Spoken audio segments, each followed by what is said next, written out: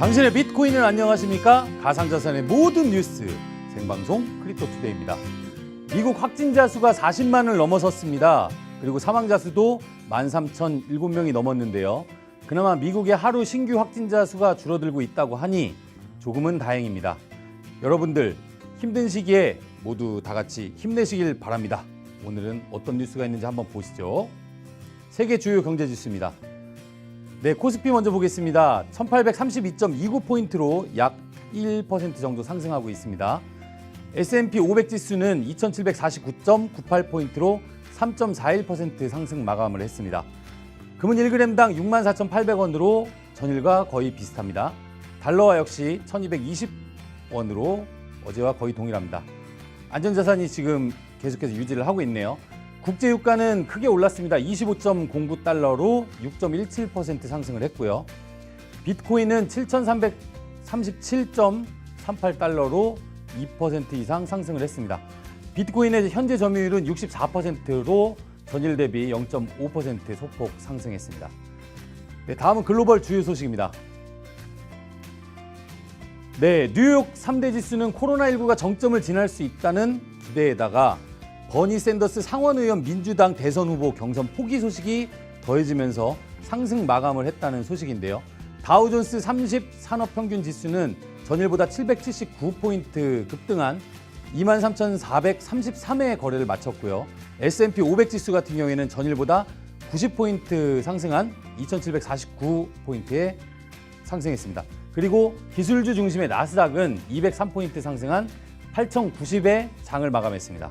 네, 두 번째 소식입니다. 미국의 전기자동차 제조사 테슬라가 직원의 상당수를 무급휴직 처리했고요. 또 나머지 임직원의 임금도 10에서 30% 정도 삭감하기로 결정을 했습니다.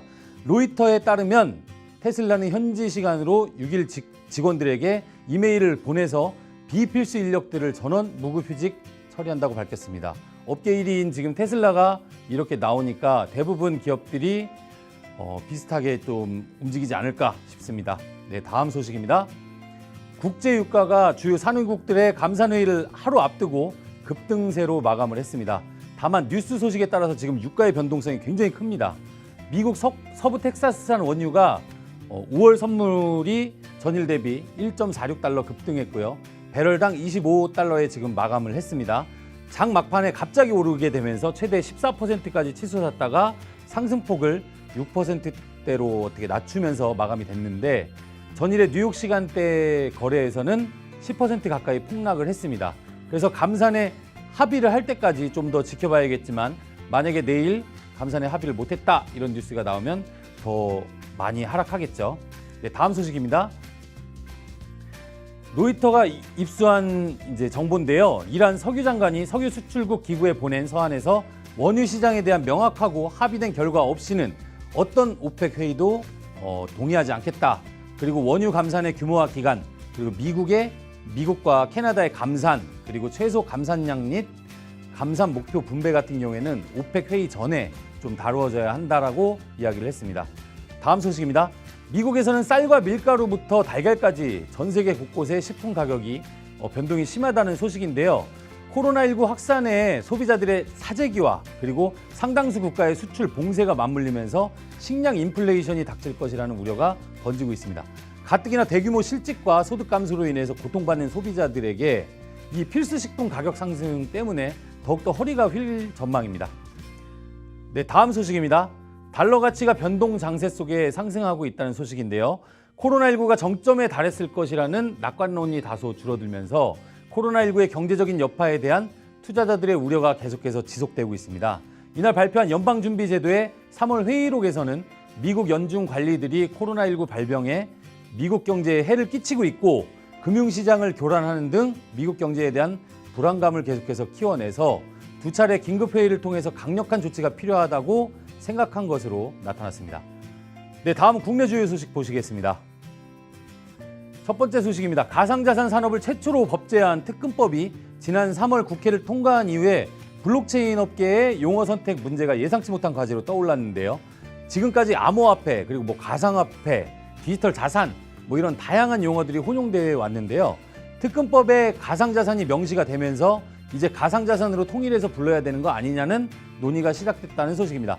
내년 3월에 특근법이 시행이 되면 직접적인 영향을 받게 될 거래소들 같은 경우에는 정부의 눈치를 봐서 빠르게 가상자산이라는 단어를 적극적으로 사용하는 분위기고요.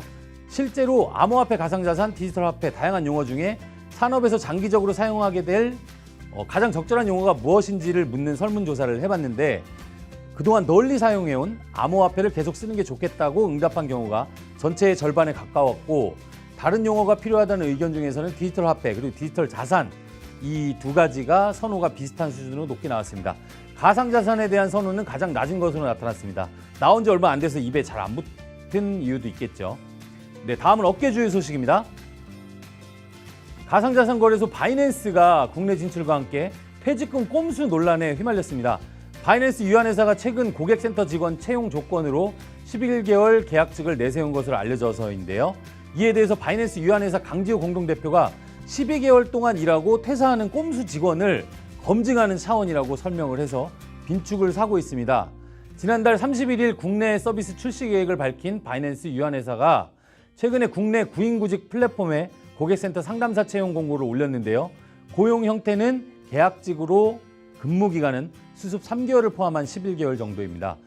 또 정규직도 전환도 가능하다고는 써놨는데 이번에 채용하는 바이낸스 직원들의 근무 기간이 1년에서 한 달이 부족한 11개월이라고 명시를 해놔서 퇴직금 수령 조건이 충족되는 1년에서 한 달을 남겨놓고 계약이 종료되는 거 아니냐.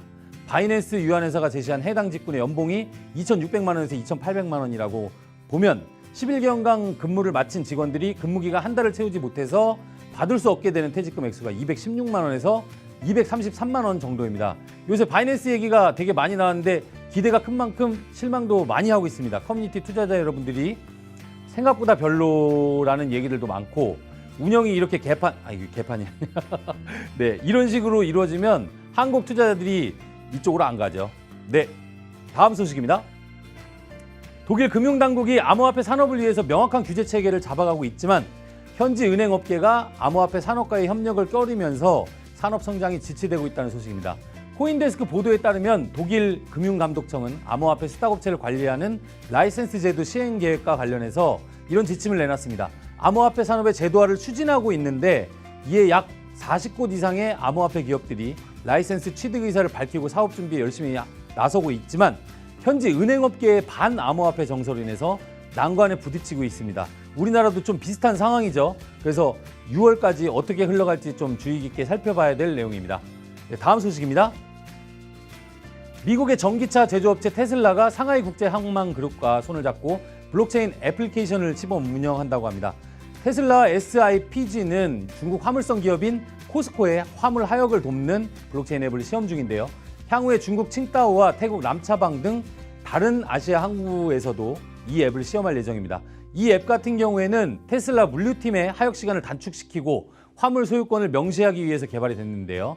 테슬라는 지난해 12월에 해당 앱의 테스트를 시행을 했고 화물 하역 관계자들과 앱을 통해서 배송 데이터와 문서를 공유하도록 했습니다. 다음 소식입니다. 오랜만에 게이트.io 소식인데요. 산하의 IEO 플랫폼 스타트업이 9일 13시 카이를 상장한다고 합니다. 출금 서비스는 추후에 지원할 예정이고요. 청약 규모는 1,920만 달러를 기록했습니다. 다음 소식입니다. 암호화폐 자산 이동 추적 서비스 웨일 얼럿에 따르면 한국 시간 8일 6시 33분경 6,370만 4,590개의 리플이 리플 공동 창업자 겸 전 CTO 그리고 스텔라의 공동 설립자인 제드 메칼랩의 주소로 이동이 됐습니다. 와, 업비트 기준으로 약 147억 원 정도 되는데요. 웨일 얼럿이 9만 건이 넘는 거래를 분석한 결과 제드 메칼랩이 2014년과 2019년 사이에 약 10억 개 이상의 리플을 판매했다고 합니다. 여러분, 이래서 리또 속입니다. 속지 마세요. 네, 다음 소식입니다. 주요 암호화폐 반감기가 임박했습니다. 대장주격인 비트코인을 포함해서 비트코인 캐시, 비트코인 SV 등 주요 암호화폐 공급이 반으로 줄어든다고 합니다. 그래서 공급 제한으로 가치를 제고할 수 있을지 주목이 되고 있는데요. 업계에 따르면 비트코인 캐시가 8일 반감기에 돌입을 했다고 알려져 있고 비트코인 SV는 10일부터 비트코인은 4달 반감기를 예정해 있습니다. 대장주 비트코인과 두 암호화폐 모두 시장 상위 10위권 내에 드는 주요 메이저 암호화폐인데요. 비트코인은 현재까지 2번의 반감기를 거쳤고 과거 사례에서는 반감기가 시장에 끼치는 영향력이 꽤 컸습니다. 암호화폐 가격이 급등을 했고요. 시장에 호재로 작용을 했습니다. 비트코인의 경우 2012년 첫 반감기에 1년 후에 가격이 크게 상승을 했고 2016년 두 번째 반감기에도 마찬가지였습니다. 1년 만에 600달러에서 2,500달러 선까지 치솟았습니다. 공급량 조정으로 비트코인 가치가 조정된다는 기대감이 작용한 것으로 보이는데 꼭 이 때문만은 아니겠죠. 네, 다음은 크립토 말말말 코너입니다. 비트코인 지지자 팀 드레이퍼가 코로나19로 인한 세계 경제 불황이 비트코인 변곡점이 될 것이라고 주장을 했습니다. 드레이퍼 같은 경우에는 가상자산의 경우 중앙은행이 찍어내는 기존 화폐와 다르기 때문에 사람들이 비트코인으로 눈길을 돌릴 것이라고 말했고요. 비트코인의 투명하고 개방적이며 세계적인 화폐라고 강조를 했습니다. 네, 두 번째 말말말입니다. 영국 중앙은행인 영란은행이 화폐 발행과 유통 작업에서 민간 기업의 역할이 더 커질 수 있다고 밝혔습니다. 비트코인과 다른 암호화폐들이 화폐 요건을 충족하지 못했다는 게 영란은행의 입장인데요. 하지만 기술을 더욱더 발전시키고 화폐 요건에 부합하는 더 나은 솔루션을 만들 수 없다는 건 아니다라고 이야기했네요. 마지막 말말말입니다. 페이스북의 전 부사장이자 투자사 소셜캐피털의 최고 경영자가 비트코인의 가격은 수백만 달러가 되거나 제로가 될 것이라고 말했습니다. 제로가 될 가능성이 있나요? 네, 비트코인의 성패는 현존하는 금융 시스템이 화폐 가치의 하락 노선을 계속해서 유지하느냐에 달렸다고 이야기를 했고요. 비트코인을 안정적으로 사용하기에는 너무 투기적인 성격이 크다고 선을 그었습니다. 그리고 오늘 댓글 껌껌남매님, 네, 안녕하세요. 제이지님, 네, 비트코인 오늘 안녕하죠. 조금 올랐으니까. 그 11개월 계약직이면 퇴직금도 없고 타사 이직 시에 1년 미만 경력 인정도 안 해주죠. 저런 조건은 지원 안 하는 게 비전도 없고 시간 낭비만. 바이낸스 손가락질 해야 됩니다. 이럴 때는 바이낸스 운영 똑바로 하십시오. 네, 다음은 고소혈전 코너인데요. 오늘은 플루토스의 섹시한 엑시안님께서 오셔서 섹시하게 차트 분석을 해주신다고 합니다. 그럼 불러볼까요? 엑시안님 나와주세요.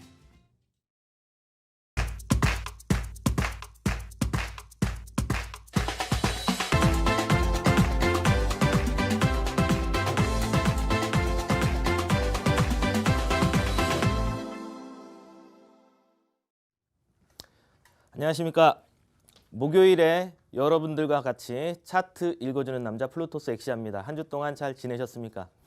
지난주에 저희가 이제 비트코인 같이 차트 보면서 100주 동안의 이동평균선이 약 한 7,000선 정도의 위치에 있다. 그리고 2020년이죠. 올해 시작했던 가격도 7,160달러 정도 선이라서 해당 가격을 좀 넘어줬으면 좋겠다라고 했는데 지난주에 그리고 금주에 지금 넘고 있습니다.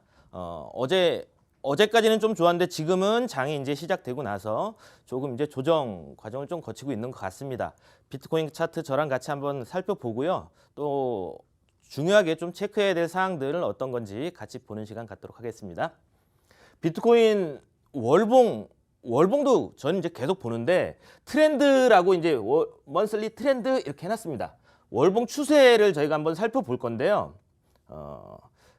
굉장히 먼 이야기 같기도 하고 아주 큰 흐름이니까 당장 아주 짧게 그러니까 단기 투자하시는 분들은 어쩌면은 조금 관심이 없으실 수도 있어요. 하지만 이 비트코인 전체의 역사니까 같이 한번 살펴보도록 할게요. 비트코인이 2015년도에 역사적인 바닥을 한번 만들었었죠. 그리고 그 이후에 두 번째 반감기를 거쳤었는데 트렌드는 해당 바닥 근처에서 트렌드가 이탈이 됐었는데 이 파란색 점선으로 제가 표시를 했는데 좀 잘 안 보이실 수도 있겠네요. 좀 확대를 해볼게요. 이렇게 짠. 네. 2012년도부터 2014년도, 2015년도 바닥 만들었었을 때입니다. 이게 첫 번째 상승 추세선, 상승 추세죠. 상승 추세가 만들어지고 한번 고점을 이렇게 낮췄네요. 브레이크아웃, 결국엔 하락 트렌드로 이 시점부터 하락 트렌드가 진행됐다 이렇게 볼 수도 있는데 그거보다도 주목하는 거는 이전에 만들었던 더 긴 상승 추세가 있는데 해당 가격을 일시적으로 이탈을 했었고 이런 거를 되돌림 또 풀백이라고 얘기하죠. 풀백. 이탈한 이후에 트렌드를 다시 확인하는 과정을 한 2달 정도 뒤에 거쳤습니다. 그래서 그런 뒤에 약 한 140일, 한 1년 가까이, 140일이 아니라 1년 가까이죠. 하나, 둘, 셋, 넷, 다섯, 여섯, 일곱, 여덟, 8개월 정도 가격은 옆으로 진행이 됐었고, 그리고 다시 새로운 추세를 만들었었는데요. 지금 어떻게 돼 있는지 한번 볼게요. 네, 잠시만요. 지금은 이거 이렇게요. 이렇게 비슷하죠? 차트가 좀 비슷하게 진행되고 있는 것 같습니다. 2016년도, 2019년도 트렌드죠. 상승 추세 만들고 이탈 이후에 혹시 여기 풀백 되돌리러 가는 건 아닌가? 한번 이 트렌드 정도에 닿을 때 되면 분명히 또 이제 저항 받을 수도 있으니까 이 부분 같이 한번 체크를 한번 해봤고요. 또 그리고 요거 RSI입니다. RSI. 월봉에서 RSI는 어떻게 진행이 되고 있냐면요. 좀 잘 안 보이실 수도 있겠네요. RSI 잠깐만요. 두껍게 할게요. RSI 선을 좀 두껍게 하면 잘 보이시겠죠? 네, 이렇게 RSI입니다. 흔히들 말하는 과매수 상태인 70포인트 그리고 30포인트. 그러니까 이 가운데는 50포인트예요. 비트코인이 월봉에서 50포인트 이하로 내려가는 적이 몇 번 없었죠. 2015년도, 2014년도, 15년도 바닥 만들었을 때 이때 무려 160달러. 비트코인이 이때 160달러였습니다. 여러분, 160달러. 그리고 2019년도 3,000달러 때 지금은 조금 올라가 있네요. 아직 바닥이 나오지 않은 거 아닌가? 이런 의심도 좀 드는 부분이죠. 그래서 화살표를 제가 이렇게 해둔 겁니다. 내려가고 있고요. 만약에 RSI가 월봉상에 과매도권까지 내려가게 되면 역사적으로는 좋은 매수 시점이었다라는 거, 그 부분 한번 같이 한번 체크를 해둘게요. 이 부분을 가지고 같이 또 이것도 볼게요. 이건 좀 여러분들 좀 복잡할 수 있습니다. 제가 선들을 많이 그려놔서 주봉인데요. 아, 머리 아프다 그죠? 선을 많이 그려놨습니다. 선을 많이 그려놨는데 여기 한번 볼게요. 비슷한 얘기예요. 주봉인데 짧게 같이 한번 보겠습니다. 이쪽에 보면은 2010년도에 제네시스 블록이 만들어지고 비트코인 이제 시작이 됐죠. 그리고 2012년도 뭐 0.1달러 막 그럴 때예요. 뭐 거의 아무도 뭐 관심도 없고 이때는 비트코인 채굴하면은 막 하루에도 막 어마어마하게 막 채굴이 되고 막 그랬을 때라 그러더라고요. 아무도 안 할 때. 그쵸? 아, 저 때 샀어야 되는데. 그쵸? 그리고 이렇게 상승하고 지금 이거는 분명히 우리는 이제 알고 있습니다. 2013년도까지는 계속해서 비트코인이 상승을 했는데 어떤 식으로 진행이 됐냐면 상승하고 이렇게 되돌린다고 그러죠. 되돌린다 그러죠. 되돌리는 게 38.2%. 이건 분명히 로그 스케일이에요. 로그 스케일에서 로그 스케일에 따른 비율상 38.2%를 이야기하고 있는 거고요. 또 저점에서 또 상승 이후에 38.2%. 또 그리고 저점 이후에 또 되돌리고 38.2% 한번 멈췄는데 그러니까 이렇게 평행한 채널이 만들어졌죠. 여기서 뿜 깨졌어요. 38.2%가 제가 빨간색으로 잘 보이실지 모르겠습니다. 빨간색으로 표시를 해놨는데 잘 안 보이실 것 같은데 빨간색으로 표시를 해놨는데 결국 38.2%를 이탈하면서 하나, 둘, 셋, 넷 이렇게 하락 추세를 했었던 이력이 있죠. 2014년도입니다. 2014년도. 그리고 위에 있는 지표는 디렉셔널 무브먼트라고 해서 이 녹색은 상승, 빨간색은 하락 추세를 나타냅니다. 그러니까 이게 막 올라가고 있으면 상승이 강한 거고요. 빨간 게 막 올라가면 계속 하락 추세가 진행되고 있는 거예요. 그러니까 빨간색이 위에 있으면은 하락 추세. 파란색이 아니죠. 녹색이죠. 녹색이 위에 있으면 상승 추세를 나타내는데 이렇게 보면요.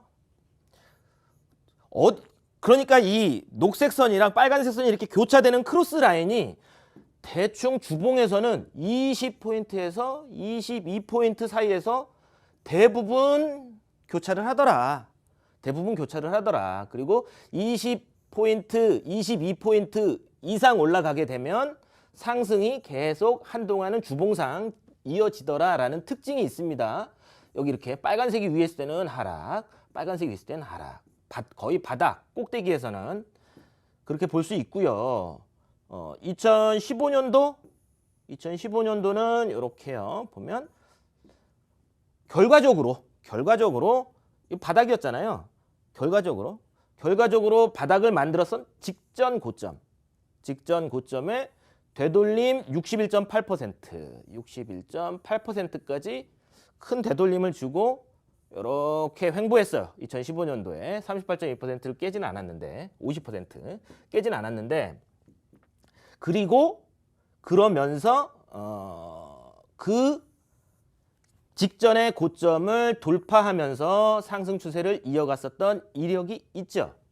그리고 좀 복잡하시더라도 좀 같이 한번 볼게요. 이렇게 여기 녹색으로 표시를 해놨어요. 녹색으로. 그래서 디렉셔널 무브먼트 DM이라고 그냥 앞으로 이야기를 할게요. 이 DM 지표가 이렇게 교차를 일단은 해야 되고 큰 상승이 첫 번째로 나오기 시작하면 그 다음부터는 잘 안 내려오더라 라는 거잖아요. 그러면 지금은 어떻게 돼 있냐면 마찬가지로요. 상승 이후에 38.2% 깨지고 하락 트렌드를 벗어나는 2019년도 4월 2일이었죠. 1년 전이네요. 그때 큰 양봉 만들면서 이렇게 상승했었죠. 상승을 했었고 그리고 지금은 또 마찬가지로요. 이렇게 놓고 보면 지금은 여기서도 여기가 38.2%였는데요. 결국은 이탈하면서 하락 추세로 이어졌고 바로 직전의 고점은 어디죠? 1,500달러. 1,500달러 여기요. 2월 달에 올해 2월 달에 만들었었던 직전 고점에서 만약에 지금이 바닥이라면 3,800, 3,400이었나요?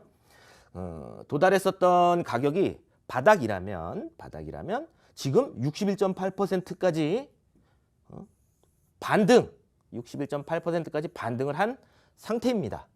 2015년도랑 똑같으면 이제 내리는데, 그쵸? 하락 트렌드는 아직 도달하지 못했고, 이 부분, 그리고 DM 지표는 아직도 녹색이 한참 멀리 있어요. 15포인트네요. 주봉상 15포인트. 녹색이 15포인트에 있어요.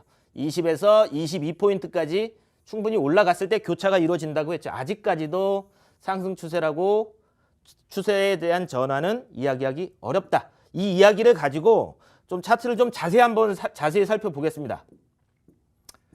아유, 좀 길었네요. 그리고 한 가지 더요. 한 가지 더.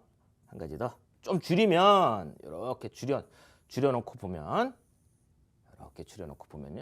네.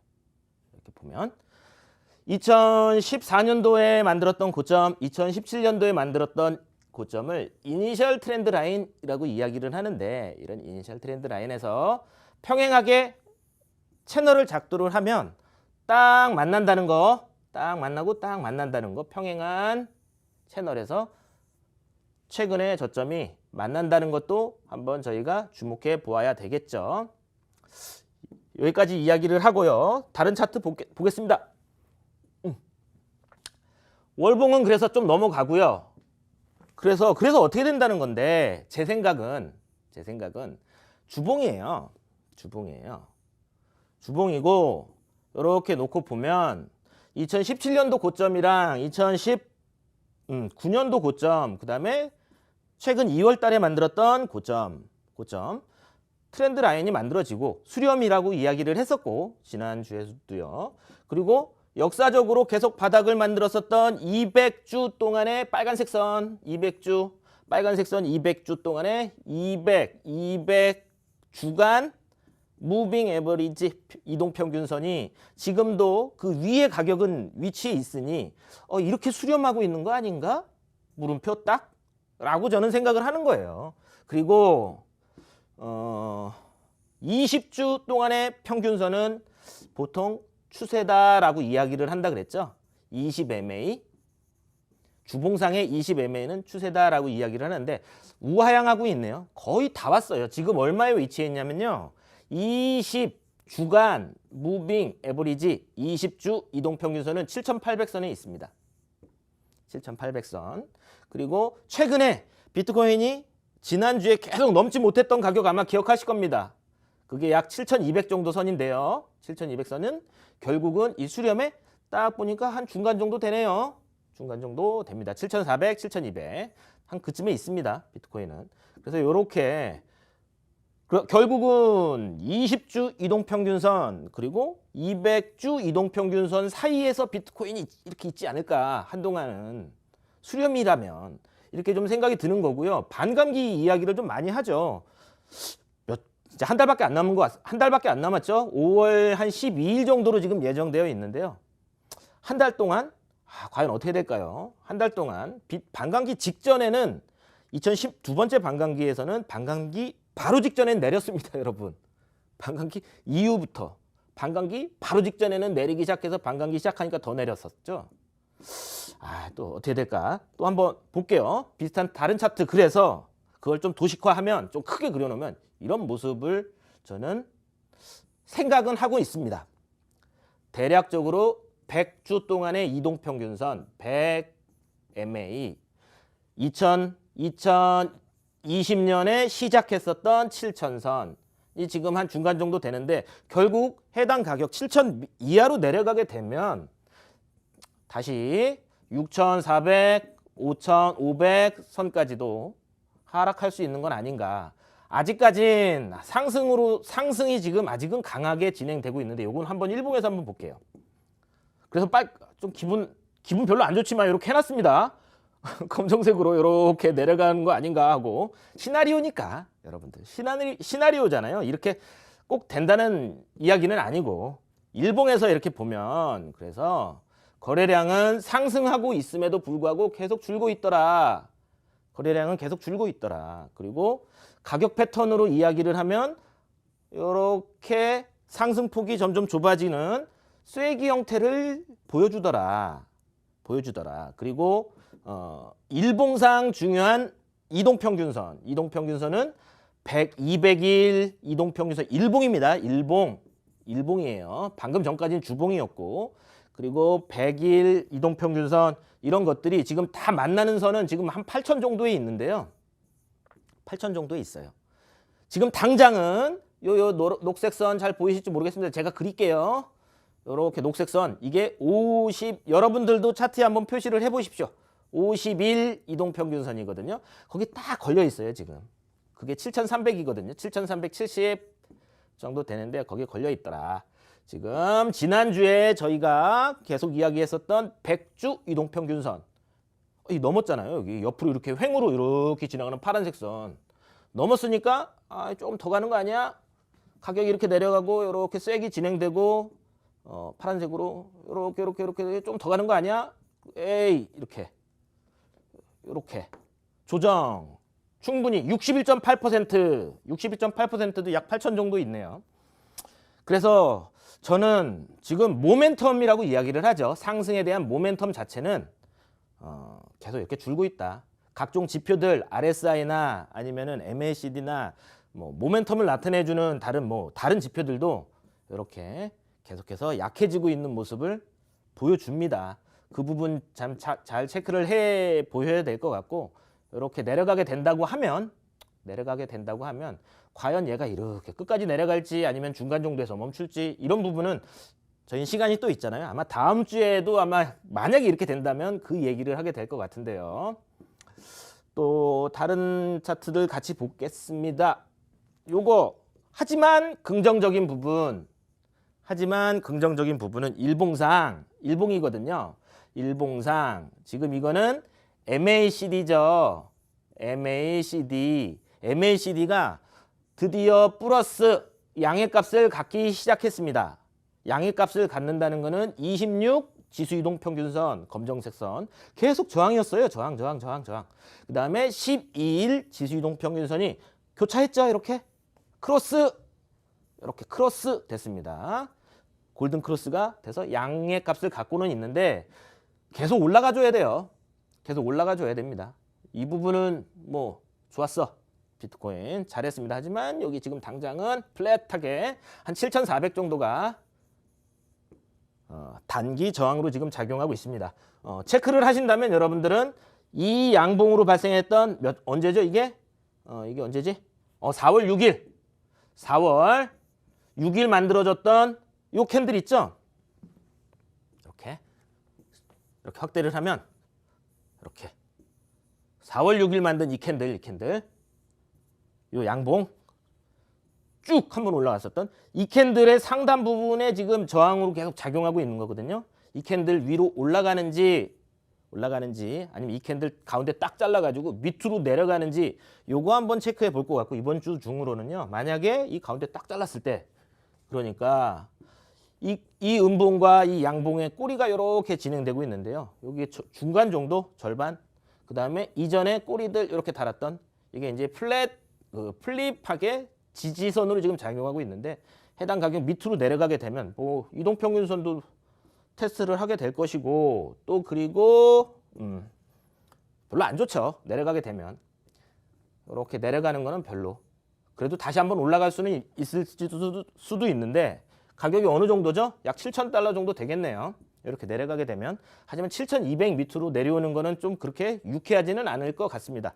올라가는 관점으로 보는 사람들 입장에선 다시 정리 7,200 정도 달러 7,200선 정도는 현재로서는 가장 가까운 지지선이다. 이 캔들이 그랬고 이 캔들이 그랬으니까요. 하지만 이 캔들 하단까지 내려가는 건 6,900에서 6,900달러에서 7,000달러 정도 선 되거든요. 여기까지 내려가게 되면 이미 상승분을 다 이렇게 잃어버린 거잖아요. 상쇄한 거잖아요. 이거는 유쾌하진 않다. 이렇게 생각을 한번 해보겠습니다. 일봉 요것도 같이 살펴봤고요. 그래서 정리를 하면 지금 파동상으로는 지금 이렇게 진행되고 있는 거 아닌가. 저는 좀 그런 생각이 좀 드는 거예요. 이거 다시 이것도 주봉입니다. 차트가 왜 예쁘게 안 되지? 이렇게 잘 보이시겠죠? 이렇게 놓고 보면 잘 보이시죠? 안 보이실래나? 네. 지금 거래량은 계속 줄고 있고요. 이거는 주봉이 아니네요. 3일 차트입니다. 3일 캔들 하나가 3일짜리예요. 3일짜리고 이거 이상하다. 잠깐만요. 지금 뭔가 지금 제가 뭔가 잘못하고 있는 것 같습니다.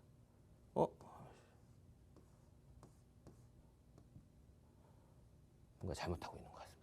됐다. 죄송합니다. 자꾸 딴 데로 가네. 차트가. 2019년도 6월부터 6월 꼭지를 만들고선 이렇게 평행한 채널을 그릴 수 있을 거 아닙니까? 평행한 채널 그릴 수 있죠? 이렇게 가장 가까웠던 1,500 고점 그리고 여기는 얼마냐면은 다시죠 1,400 정도 됐었죠? 14,400이 아니라 2019년도 6월 달에 그리고 평행한 채널이 만들어지고 나면 지금 옆에 제가 도식화를 이렇게 해놨는데 조종파동이 하나 나오고 그 다음에 그거를 이렇게 다시 돌리는 X파동이 또 나오고 또 그리고 또 다시 연이어서 조종파동이 나오는데 조종파동의 모양 중에 삼각형으로 이렇게 하나 둘, 셋, 넷, 다섯 이렇게 삼각형으로 이렇게 진행되는 그래서 이거는 뭐 플랫 조정 그 다음에 X 그 다음에 트라이앵글 이렇게 진행되는 더블 콤비네이션 조종파동이 아닌가 이렇게 좀 생각을 한번 해보는 거예요. 파동상. 그러면은 앞으로 20주 이동평균선 이렇게 살짝 내려갈 것이고 200주 이동평균선은 살짝 올라갈 것이고요. 그렇죠? 올라갈 것이고 그 사이를 왔다 갔다 결국은 이 채널을 돌파하게 되면 상승 추세로 이어지는 건 아닌가. 그때 거래량이 이렇게 늘어난다면 기간은 정확하게 기간까지는 지금 대략 뭐 이전의 조정들이랑 사이클은 어느 정도 맞춰질 거라고는 생각이 드는데 이건 이제 하나의 상승에 대한 상승 관점으로 보는 시나리오일 뿐인 거죠. 만약에 이게 아니라 밑으로 이렇게 200주 이동 평균선 이 트렌드 그냥 밑으로 내려가면 내려가는 거잖아요. 그럼 하락이 계속 이어지는 거예요. 이렇게 내려가면. 그러니까 그렇게 됐을 때는 그렇게 됐을 때 이런 관점은 완전히 무효화가 되겠죠. 무효화되는 시점은 아마도 제 생각에는 200주 이동평균선을 지키지 못하거나 그리고 저점인 $4,000 이하로 가격이 내려가게 되면 뭐 그때는 또 다르게 좀 차트를 봐야 되는 건 아닌가. 그쯤 되면 아직은 한참 위에 있습니다. 네, 요 부분 같이 한번 체크를 해봤고 지금 당장은 이런 이야기인 거예요. 그래서 이건 4시간 차트입니다. 4시간 차트. 지금 당장은 이렇게 4시간 차트 이렇게 보면 3월 12일 날 역사적으로 이렇게 큰 하락은 없었죠. 여기 이렇게 3월 12일 날 하락하고 13일까지도 이어졌었는데 이어지고 지금 선들이 많으니까 좀 복잡하실 수도 있는데 제가 정리를 한번 해드릴게요. 요거 노란색으로 돼 있는 거는 이건 일봉의 이동평균선입니다. 어떤 거요? 그 다음에 실선은 200MA, 일봉의 200MA, 점선은 100MA예요. 그러니까 일봉상 장기 이동평균선이랑 중기 이동평균선은 지금 딱 만나가지고 가고 있다. 만나서 가고 있다. 이렇게 되고 있죠. 8,000 정도에 있다고 방금 전에 말씀을 좀 드렸죠. 그리고 4시간 차트에서 200MA는 내려가다가 그 위로 가격이 올랐고 100MA는 더 밑에 있었으니까 이때는 하락 트렌드였습니다. 4시간. 하지만 골든 크로스 지금 막 나기 시작하고 있다. 골든 크로스 막 나고 있다. 요거 괜찮죠? 하지만 골든 크로스 자체가 상승에 대한 신호는 아니라고 말씀을 좀 드렸습니다. 그 다음에 주봉상 계속 체크를 했었던 100주 동안의 이동평균선은 옆으로 쭉 가고 있었는데 이때도 저항이었고 여기서도 못 넘고 이때도 못 넘었는데 최근에 넘었습니다. 이거 좋다. 이 얘기인 거죠? 이건 긍정적으로 볼 수 있는 부분. 200주 이동평균선은 저 밑에 있습니다. 아직까지 한참 멀리 있어요. 이렇게 빨간색으로 내려가게 됐을 때 우리가 체크를 한번 해봅시다. 라는 거. 이런 부분 체크를 할 거고 지금 당장은 가격 패턴으로만 놓고 보면 이렇게 쐐기 형태로 진행되고 있는 건 아닌가? 이런 의심을 할 수 있잖아요. 그랬을 때 이 상단에 쭉 돌파 이후에 급하게 매도세라고 이야기하는 저항이 작용이 되면 좀 그때는 이렇게 더 첫 번째 내려가는 시나리오. 그것이 아니라 지금 당장도 음봉이긴 한데요. 4시간 차트가 이 7,000선이죠. 7,000선을 이탈해서 이 트렌드 라인 올라가고 있는 트렌드 라인을 빡 이탈하면 결국은 여기가 고점이었구나. 여기 올라가지 못하고. 그렇죠? 이렇게 이야기할 수 있겠죠. 그러니까 내려가는 저희는 지금 이거는 좀 배제를 한 거예요. 야 이렇게 가는 거. 이렇게 가는 건 지금 이건 좀 아직 이건 생각 안 하려고. 이거는 좀 빼놓고 이렇게 될 수도 있지만 이건 빼놓고요. 8,000 정도에서는 저항받지 않을까?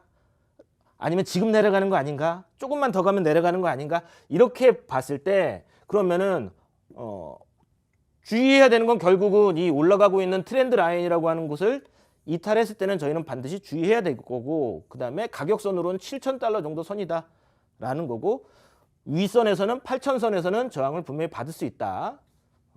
여기 가격이 확 내려갔었을 때 내려가기 시작한 가격 좀 주목해 봐야 되는 가격이라고 좀 생각이 좀 들어서 그리고 거래 볼륨도 여기 좀 많았으니까 한번 멈출 수 있을 겁니다. 이렇게 올라갔다 이렇게 만약에 내려가게 되면 이런 모습으로 진행되는지 이번 주에 그리고 좀 체크해 봐야 될 사항이라고 좀 생각이 좀 들어요. 네. 좀 살펴봤고요. 다음 주에 어떻게 되어 있는지 저랑 또 같이 한번 살펴보겠습니다. 비트코인. 네, 감사합니다. 플루토스 엑시아였습니다.